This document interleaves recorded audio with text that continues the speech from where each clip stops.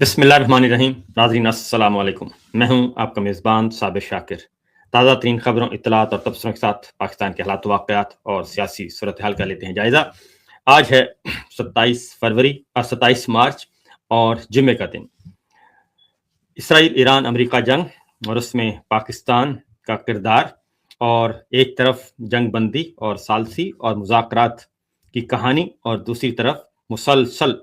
जंगी तैयारियां और बहुत ज़्यादा बड़े पैमाने पर जंगी तैयारियां देखने में आ रही हैं। और सिर्फ एक साइड से नहीं, बल्कि दोनों अतराफ से, बल्कि कई अतराफ से जंगी तैयारियां जारी व सारी हैं। और ये दोनों बातें, इसमें इम्कान मौजूद है, आगे जाके बात करते हैं। फिर यह है कि मुज़ाकरात अभी तक बाकायदा तौर पे शुरू नहीं हो सके, और मुज़ाकरात के लिए तकरीबन 4 दिन पहले, 4 दिन हो गए हैं, 5 दिन, बल्कि 5 दिन गुजर गए हैं, और जुमे तक का टाइम दिया था सदर ट्रंप ने कि 5 जुमे तक 5 दिन के लिए हमले रोक दिए जाएं। और 26 मार्च तक कहा गया था जी हम हमले रोक रहे हैं और ईरान की तनसीबात पे हमले नहीं करेंगे, अमेरिका की तरफ से ये बात कही गई थी। और उसके बाद उससे पहले 2 दिन का अल्टीमेटम दिया गया था। 2 दिन के अल्टीमेटम को ईरान ने दरखोरे इतना नहीं समझा और उसको रिजेक्ट कर दिया था, और किसी किस्म का प्रेशर कबूल नहीं किया था। उसके बाद 2 दिन के बाद 5 दिन का अल्टीमेटम भी गुजर गया, डेडलाइन गुजर गई 26 मार्च को, कल जुमेरात के दिन, और ईरान ने किसी किस्म की कोई भी नरमी अख्तियार नहीं की। और उसके हमले जो हैं ख़ासतौर पे इसराइल पे, बहरीन पे, कुवैत पे, अमरीकी तनसीबात पे वो हमले जारी हैं। इसी तरीके से इसराइल के ईरान पर हमले जारी हैं। और 5 दिन गुजरने के बाद कल आज सुबह सदर ट्रंप ने मजीद इसको एक्सटेंड कर दिया है 10 दिन के लिए, और 6 अप्रैल तक जो है वो हमले ना करने का ऐलान किया है अमेरिका की तरफ से। तो ये सिलसिला चल रहा है, और अभी तक दोनों फ्रीकैन एक मेज पर बराह रास्त नहीं बैठ सके, मुज़ाकरात शुरू नहीं हो सके, बल्कि इनडायरेक्टली जो मीडिया के ज़रिए खबरें आ रही हैं, कि मीडिया के ज़रिए ये खबरें दी जा रही हैं कि हमने चार्टर ऑफ डिमांड जो है वो पाकिस्तान के ज़रिए ईरान तक पहुंचाया है, और ईरान ने जो इब्तदाई मुसवदा था वो रिजेक्ट कर दिया, और उसके बाद मज़ीद सिलसिला चल रहा है। दूसरी जानिब इसके पैरेलल ये तो है मुज़ाकरात की कहानी, और सदर ट्रंप बदस्तूर तनहे तनहा हैं, और अभी तक यूरोप की तरफ से, नेटो की तरफ से और खलीजी मुल्कों की तरफ से भी अभी तक बाज़ाब्ता तौर पर ऐसा कोई ऐलान नहीं हुआ कि वो इस जंग में बाकायदा तौर पे फ्रंट फुट पे लड़ने के लिए तैयार हैं, या अमेरिका के इत्तेहाद में शामिल होने के लिए तैयार हैं। तो इसके साथ साथ ये मुज़ाकरात की कहानी है, उसके साथ ही अगली जो है वो खबरें आ रही हैं कि हम ट्रूप्स भेजेंगे और ईरान के बहुत ही अहम तरीन जजीरे पे कब्जा कर लेंगे, और वो है आयल तनसीबात, और उसके लिए धमकियां दी जा रही हैं और तैयारियां भी की जा रही हैं। कल ईरान ने जब ये ज़मीनी ट्रूप्स का कहा गया कि 3,000 जो अमरीकी फ़ौजी हैं उनको कहा गया कि आप तैयारी पकड़ें मशरिक़ वस्ता के लिए, और मशरिक़ वस्ता से मुराद है कि ईरान का मुहासबा करना है, मुहासरा करना है। उसके जवाब में ट्रंप ने 10,000, अब उसकी तादाद 10,000 कर दी। ये 10,000 उस वक्त की है कि मिडल ईस्ट में भेजेंगे 10,000 ट्रूप्स, इजाफी ट्रूप्स भेजेंगे जो पहले से मौजूद हैं। उसके अलावा ये उस वक्त की जब ईरान ने कल ऐलान कर दिया कि हम हमारी 10 लाख फौज जो है, 1 मिलियन जो फौज है उसको हम मोबिलाइज कर रहे हैं। तो उन्होंने उस 10 लाख फौज को 1 मिलियन को मुतहर्रिक किया, और इधर से इन्होंने 10,000 ट्रूप्स बढ़ा दिए। ये पहले ज़मीनी लड़ाई नहीं हो रही थी, फ़िज़ाई लड़ाई हो रही थी। फ़िज़ाई लड़ाई में अभी तक ईरान को ऐसा कोई बड़ा नुकसान नहीं पहुंच सका कि जिसकी वजह से कहते हैं ना कि उसकी कमर टूट जाए, कमर नहीं टूटी। और जिस तरीके से ईरान की किसी भी साइट पे हमला होता था, ईरान उसका जवाब अमेरिकी ठिकानों की हमले करके दे देता था। उसमें सारे के सारे खलीजी ममालिक भी आ गए। अब जो हमारे हमारे इस्लामाबाद में भी इस वक्त कई लोग शेरवानियां पहनकर बैठे हैं, टाई शाई कोट शोट लगा के बैठे हैं, और यहाँ पे भी बयानिया बन रहा है इस्लामाबाद में भी। तो ज़रा पहले आपको सुनवाते हैं कि ईरानी फौज के तर्जुमान का ये कहना है कि हमारी जो फौजी सलाहियत है वो बरकरार है, और उस फौजी सलाहियत को नुकसान नहीं पहुंचाया जा सका। اور یہ بھی امریکی ایرانی فوج کا امریکہ کو زمینی کارروائی پر سخت وارننگ بھی جاری کر دی ہے انہوں نے کہا جی کہ اگر آپ آئیں گے ہماری زمین پہ تو پھر سخت ترین مقابلے کا آپ کو سامنا کرنا پڑے گا، اور اس پہ کسی قسم کا انہوں نے کہا جی کہ شک نہیں ہونا چاہیے۔ یہ ایک دوسرے کو ساتھ ساتھ جنگ کی تیاریاں جو ہیں وہ بھی کی جا رہی ہیں۔ یہ امریکی ایرانی فوج کے کمانڈر ہیں علی جہان شاہی، انہوں نے کہا ہے کہ ایران کی سرزمین پر قدم رکھنا امریکہ کے لیے انتہائی مہنگا ہوگا اور توقع سے زیادہ خطرناک ثابت ہوگا، اور ایرانی فوج دفاعی محاذ پر مکمل طور پر ثابت قدم ہے، اور کسی بھی صورت میں ہم پیچھے ہٹنے کے لیے تیار نہیں، ہر طرح کی صلاحیت ہمارے پاس موجود ہے، دشمن کی ہر سازش کو ناکام بنا دیا جائے گا، اور کسی بھی مہم جوئی کی صورت میں دشمن کو عبرتناک شکست کا سامنا کرنا پڑے گا۔ پھر فوج کے نمائندے ہیں اور انہوں نے یہ کہا، خاص طور پہ انہوں نے کہا جی کہ ہم F-35 بھی گرا چکے ہیں اور ہم اپنی صلاحیتوں کا لوہا منوا چکے ہیں۔ ذرا سنوائیے گا جی۔ هواپیمای رادار گریز F-35 به عنوان هواپیمای نسل پنجم یک جهان از این به بعد امنیت خواهد داشت. مجبور شدن اعتراف کنن،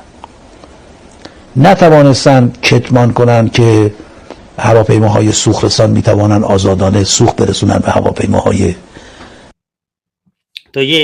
بتا رہے تھے، انہوں نے کہا جی کہ ہم ہر طرح کا ایران ثابت کر چکا ہے کہ وہ حملے بھی کر سکتا ہے اور اپنا دفاع بھی کر سکتا ہے۔ اس کے بعد آگے بڑھتے ہیں اگلی خبر کی طرف، کیونکہ یہ اس لیے ایک اور بات بھی بتا دوں کہ یہ جو ساتھ ساتھ جنگی تیاریاں کی جا رہی ہیں،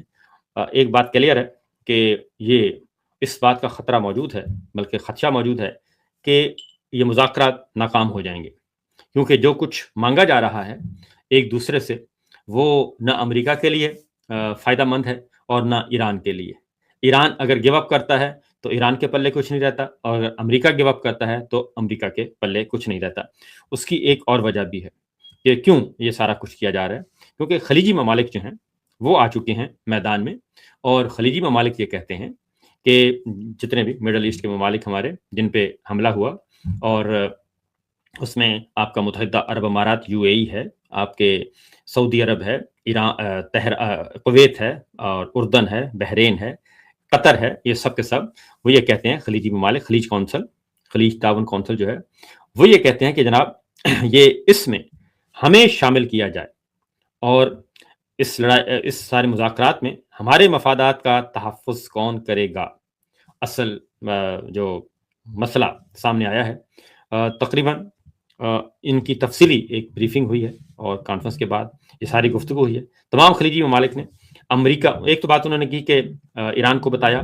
کہ امریکہ کے ایران پر اچانک حملے سے ہم حیران رہ گئے، اور ہمیں اس جنگ کا پہلے سے علم نہیں تھا، اور ہم نے اپنا موقف ایران کو بتایا۔ یہ سیکرٹری جنرل ہیں خلیج کونسل کے، جاسم البدیوی، یہ بات کر رہے ہیں، اور انہوں نے کہا کہ ایران آبنائے ہرمز کو بند نہیں کر سکتا، اور یہ عالمی گزرگاہ ہے، اور دنیا میں تیل گیس کی کمی ہو چکی ہے، عالمی برادری اس کو کھلوائے، ایران عالمی تجارتی روٹس بند نہ کرے، یہ عالمی قوانین کی خلاف ورزی ہے، کیونکہ اصل پریشر جو ہے وہ آ رہا ہے آبنائے ہرمز پہ۔ آبنائے ہرمز جو ہے آگے جا کے آپ کو بتاؤں کہ آبنائے ہرمز اصل میں آبنائے ہرمز پہ کنٹرول کر کے ایران نے جو عالمی معیشت ہے اور عالمی تجارت ہے اس کو اپنے شکنجے میں لیا ہوا ہے۔ خلیجی کونسل کے سیکرٹری جنرل نے یہ بھی کہا کہ ہم نے انتہائی صبر کا مظاہرہ کیا، اور ہم نے جنگ کی آگ نہ پھیلے اس لیے ہم نے یہ کام کیا، اور ہم نے جنگ کو پھیلایا نہیں ہے جوابی حملے کر کے۔ اور دوسرا انہوں نے کہا کہ اس سارے تنازع میں انہوں نے کہا کہ کوئی بھی آپ سمجھوتا کرتے ہیں، ڈیل کرتے ہیں، ثالثی کرتے ہیں، مذاکرات کرتے ہیں، معاہدہ کرتے ہیں، تو اس میں ہمارے مفادات کہاں ہیں، خلیجی ممالک کہاں کھڑے ہیں، اور وہ کیوں نہیں اس میں شامل، کیونکہ جبکہ وہ کہتے ہیں کہ حقیقت میں ہم اس جنگ کے اہم ترین فریق اور سب سے زیادہ متاثرین ہیں، تو لہٰذا وہ کہہ رہے ہیں کہ مذاکرات کی ٹیبل پہ ہمیں ہونا چاہیے، بطور فریق، بڑے فریق کے طور پہ ہونا چاہیے، اور یہ بات قطر کی طرف سے بھی آ چکی ہے الگ سے کہ ہمیں ہونا چاہیے، اور یہ نہیں ہو سکتا کہ ایران امریکہ جو ہے وہ آپس میں کوئی نہ کوئی آپس میں ایگریمنٹ کر لیں، اور جو سب سے زیادہ نقصان ہمیں ہوا ہے، ہماری تجارت کو ہوا، ہماری معیشت کو ہوا، ہماری سورنٹی کو نقصان پہنچائے گا، اس کو انہرڈ کیا جائے اور اس کو نوٹس ہی نہ لیا جائے۔ لہٰذا یہ ایک پیرالل چل رہا ہے، اور اس میں اب پاکستان کے لیے سب سے بڑا امتحان ہے پاکستان کے لیے، کیونکہ پاکستان اگر اس میں خلیجی ممالک کے کنسرنس کو ایڈریس نہیں کرتا اور ان کی طرف سے بھی ایران اور ان کے آپس میں معاملات بھی ٹھیک نہیں ہوتے، تو اس امریکہ اور ایران کے درمیان جو جنگ بندی ہے اس کا ان دا لانگ رن طویل آگے جا کے طویل دورانیے کے کھیل میں اس کا کوئی فائدہ نہیں ہوگا، کم ہی فائدہ ہوگا۔ بہرحال اس میں اب نیکسٹ جو ہے ہم آپ کو بتا رہے تھے کہ اس میں جو آبنائے ہرمز کا معاملہ ہے یہ ایشو پھنسا ہوا ہے، اس میں ذرا سنائیے گا جی سیکرٹری خارجہ مارکو روبیو کو سنائیے جی۔ Question, I'm not going to, speculate on what it would take. It can be open tomorrow if Iran stops threatening global shipping, which is an outrage and a violation of international law for all these countries that care about international law. They should be doing something about it. کیونکہ اصل آپ وہ کہتے ہیں کہ عالمی قوانین کی خلاف ورزی ہے اور اس کو بند کر دینا جو ہے وہ درست نہیں ہے، تو اس روٹ کو کھلوانا چاہیے، اور خلیجی ممالک بھی یہ کہہ رہے ہیں کہ اس روٹ کو کھلوائیں۔ اور دا اکانومسٹ کا ٹائٹل سٹوری ہے جی، ذرا دکھائیے گا اکانومسٹ کی، کہ وہ کہتے ہیں کہ ایران نے سب کچھ اپنے شکنجے میں لے لیا ہے، اور یہ دیکھیں انہوں نے کہا جی وہ صحیح معنی میں گردن مروڑ دی ہے، یہ ایران کی مٹھی دکھائی ہوئی ہے، یہ پوری دنیا کی معیشت دکھائی ہوئی ہے، اور یہ ایران نے، یہ اکانومسٹ کی سٹوری ہے جی، ٹائٹل پیج ہے، تو اس میں یہاں تک یہ اصل میں آبنائے ہرمز جو ہے جو سب سے بڑی بحری تجارتی گزرگاہ ہے اور جو کہ ایران کا حصہ ہے، اس پہ مسئلہ بنا ہوا ہے، اور پھر یہ کہ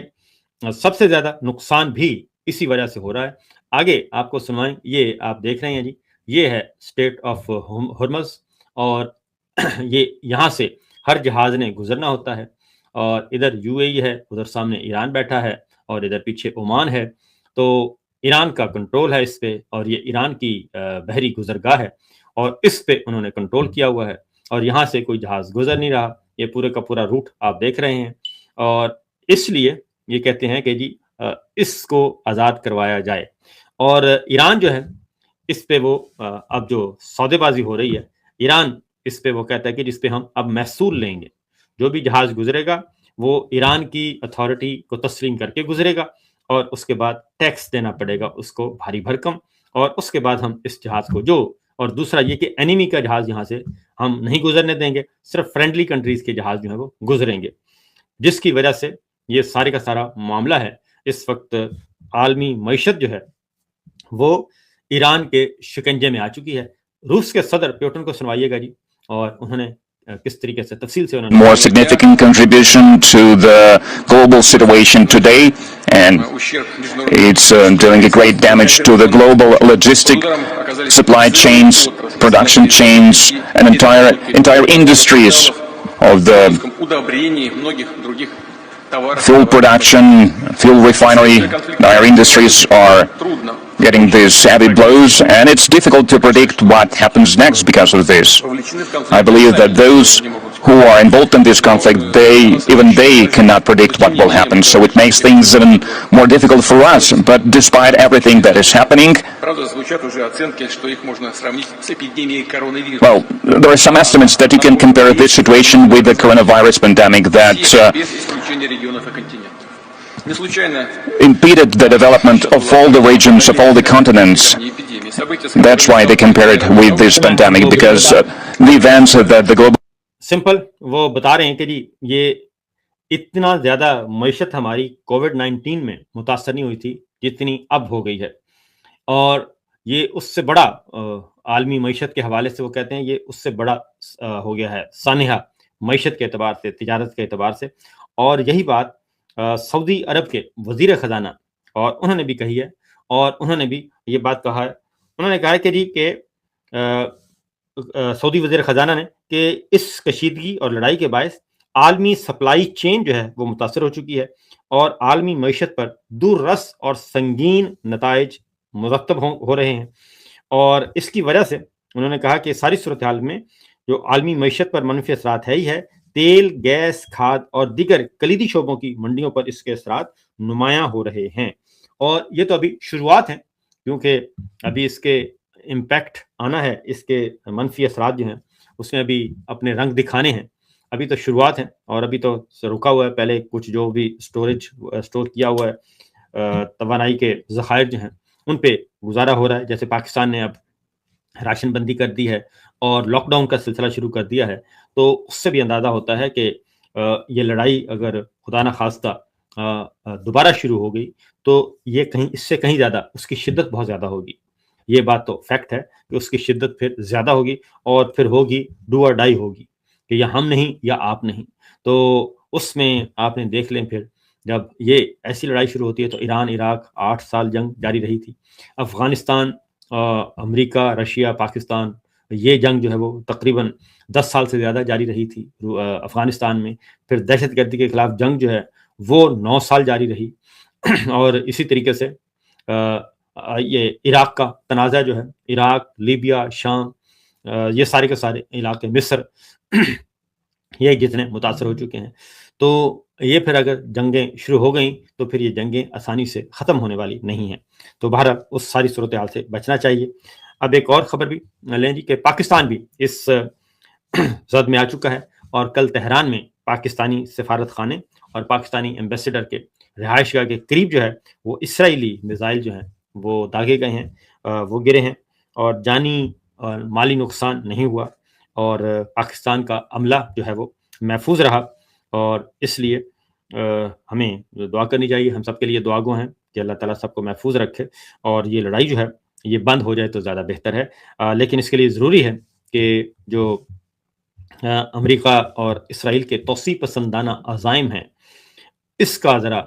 کو جب تک کنٹرول نہیں کیا جاتا تو اس دفعہ دنیا نے سینسیبل پلے کیا ہے بہت اچھے طریقے سے، اور انہوں نے وہ کچھ نہیں کیا جو ماضی میں ہاں میں ہاں ملاتے تھے. اسی وجہ سے جو ہے وہ ابھی تک جو پسپائی ہوئی ہے اور مذاکرات کی ٹیبل پہ آ گئے ہیں. اس لڑائی کو کل بھی